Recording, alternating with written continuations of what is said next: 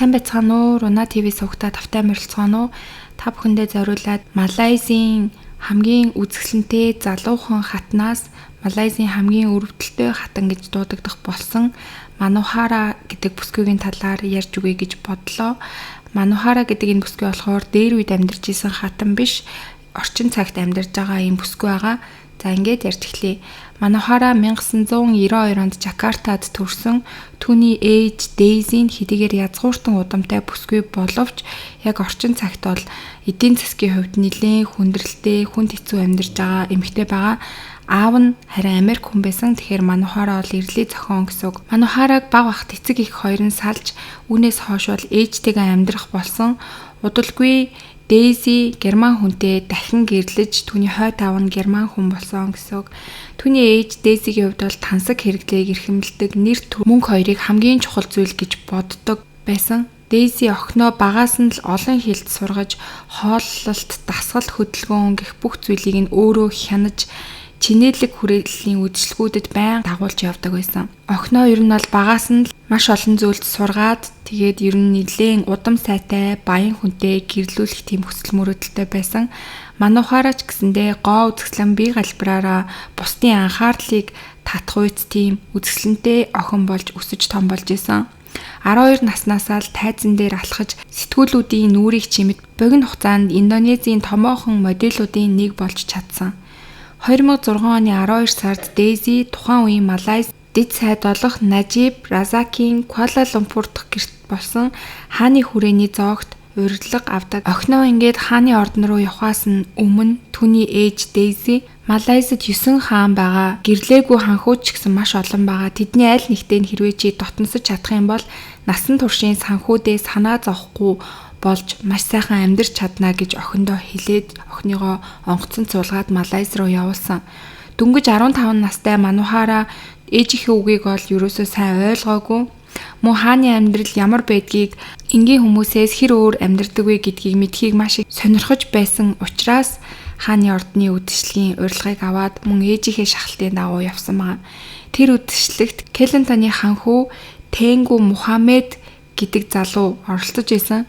Тэр залуугийн хувьд болохоор 27 настай байсан. Харин охины хувьд бол 15 настай байсан гэсэн үг.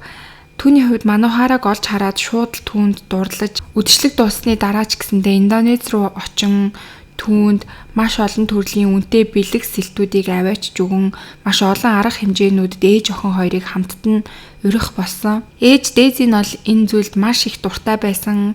Гэвч Манухара охины хувьд бол өөрөөс нь олон насаар ах.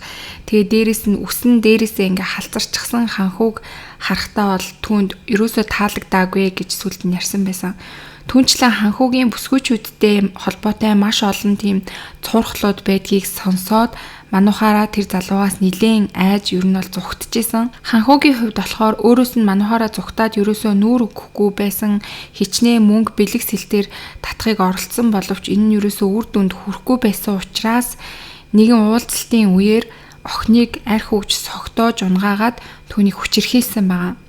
Охин бол сэрээд болсон явдлыг мэдэж маш их айн ээжтэй бүх зүйлийг яриад цагдаад мэдэгдэе гэж хэлсэн боловч ээж нь Малайзад эмэгтэйчүүдийн эрх маш сул байдгаа. Тэр тусмаа эсрэг талын ч хүн ханхуу учраас мэдээж ялах нь тодорхой гэж хэлээд хоёлаа ер нь цагдаад мэдэгдэхгүй байя гэж охиныгоо ятгсан. Яг үүндээ болохоор Дейзи бол ханхуутай охиноо суулгахыг маш их хүсэжсэн. Тэгээ Дейзи болохоор охиндоо чи нэгэнт ингээд ханхуудтай унтчихсан учраас одоо түүний хатнанд болох хэрэгтэй. Тэгхийн бол чиний ирээдүйн амьдрал маш сайхан баталгаатай болох болно гэж охиноосоо гуйсны эцэст охиноо зөвшөөрүүлээд ханхуудэж гэсэндээ бас наймаалтсан байгаа. Дейзи Монгол мөнгөөр бараг 3 тэрбум орчмын өртөө байсан. Тэр үрийг маань хэрвээ чи дарж өгөх юм бол охиноо чамтай суулгахад би зөвшөөрнө гэж ханхууд ээж нь хэлсэн. Мэдээж ханхуу маш их мөнгөтэй учраас тэр даруй өрийг нь төлөөд дөнгөж 16 нас хүрэх гэж байсан Манухараг ер нь бол ээж нь ханхууд тушаасан. Ингээд 2008 оны 8 сарын 26-нд 16 настай Манухара 29 настай Тэнгүү Бахри нарын хурин болж Малайзийн түүхэнд хамгийн залуу, хамгийн үзэсгэлэнтэй хатан гэж шуугуулж эхэлсэн. Гэвч хурмын ёслол дуусмагцл манухаараа ирэх чөлөөгөө бүрэн алдснаа мэдсэн. Илдгээр түүний араас гүйж байсан ханхуугийн жинхэнэ төрхөн тун удахгүй ил болж хурмын орой согтсон ханхуу ээж чинь их хэмжээний инж надаас нэгсэн. Тэгээд тэр мөнгийг нь би өгөөд чамайг надад зарчихсан гэж хэлээд эхнэрээ ол ер нь дорд үзээд мөнгөний төлөө чи надад бие худалдсан эмэгтэй штэ гэж хэлээд эхнэрээ харааж зөвхөн хурмаа хийсэн өдрөөсөө л түүнд гар хурж эхэлсэн. Үүгээр зогсохгүй шүнжэнгөө түүнийг янз бүрийн эм бэлтгэл уулгах юм уу биеинд нь тарьж эсэргүүцэх чадваргүй болонгууд нь биен дээр нь янз бүрийн шарах сорив зүслэг хийж охиныг бол хүчирхийлж тамалж маш аимшигтайгаар зовоодог байсан. Энэ нь бол бараг л тэр ханхуугийн зуршил болсон зүйл байсан. Ийхүү хааны ордонд амьдрах болсон хатны хувьд бол өдөр бүр ганцаардмал тусламжгүй газаргүй шөнө нь унтаж чадахгүй өдөр нь маш их айцтай амьдарч эхэлсэн. Ингэж амьдарч байгаад бүр тэсгээ байгаад цагдаад хандсан ч гэсэндээ цагдаа нар бол түүнийг ханхуугийн эхнэр гэдгийг нь мэдээд буцаагаад л ордон руу явуулчихдаг байсан. Гадаад ертөнцөөс таслагдсан манухаараг ордны хүмүүс бол байнга хянаж бусад хүмүүст эрүүл саруул жаргалтай харагдуулахын тулд байнга гармоны тарилга тарьдаг байсан. Гармоны тарилга ингэж байнга тариулснаасаа болоод мэдээж бие галбарт нь өөрчлөлт гараад нэлийн таргалж эхэлсэн. Тэгээ энэ таргалж байгааг болохоор ард иргэд нь харахтаа манай хатан маш ад жаргалтай байгаа юм байна гэж хардаг байсан. Тэгээд бас яг ингэж харагдуулахын тулд энэ тариаг бас мөн түнд тарьдаг байсан. 2009 онд ханхуугийн аав буюу хаан өвдөж Сингапурт эмчлүүлэхээр эмнэлэг твтдэг. Тэгээ энэ үед нь болохоор манухаараа нөхөртөөгөө хамтдаа мөн Сингапурын тэр эмнэлэгт очиж аавыгаа асарж исэн. Тэгээ яг энэ үед болохоор Сингапурын эмнэлгийн хамгаалалт нь бол мэдээж Малайзийн ордны хамгаалалт шиг тийм хатуу дэг журамтай бол биш байсан.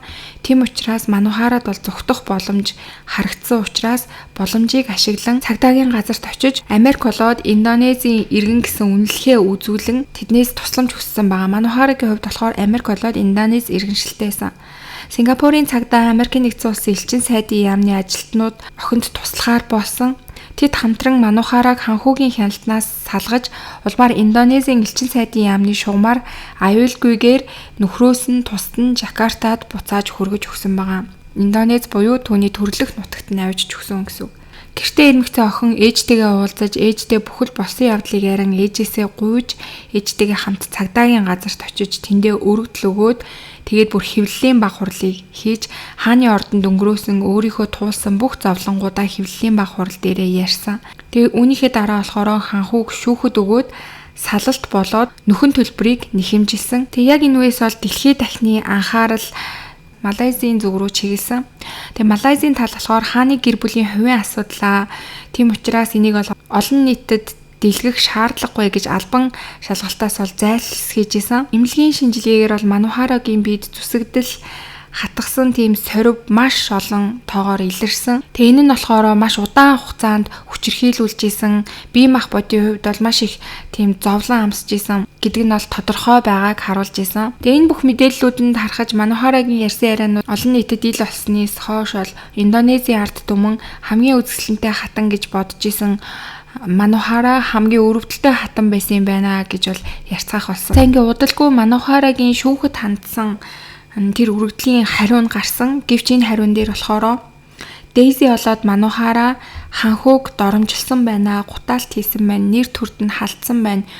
Ерөөсөө ийм зүйл болоогүй байна гэсэн шийдвэр ханхуугийн талд гараад ойролцоогоор Монгол мөнгөөр бол 30-40 тэрбум төгрөг орчмын тийм нөхөн олгорыг ханхууд Дейзи болоод манухаараа буцааж өгөөд мөн 14 хоногийн дотор яаралтай ордон руугаа буцаж очиж хатан гэсэн тэр байр суурьндаа эргэж очих тийм шаардлага шүүхээс гарч ирсэн. Тэгээ 14 хоногийн дараа хэрвээ гаргасан шийдвэрийг хэрэгжүүлэхгүй болвол бүр түүнийг шоронд хүртэл хорих хэмжээний шийдвэрүүд гарч эхэлсэн байгаа. Гэхдээ ханхуугийн талаас болохоор яг нэг саналыг тавьсан тэр нь юу вэ гэх юм бол ханхуугийн нэр төрд халдсан гэдгээ өөрөө хүлээн зөвшөөрөөд уучлал гуйх юм бол яг энэ бүх шийтгэлүүдийг нь хүчингүй болгоё гэсэн тийм шийдвэр байсан.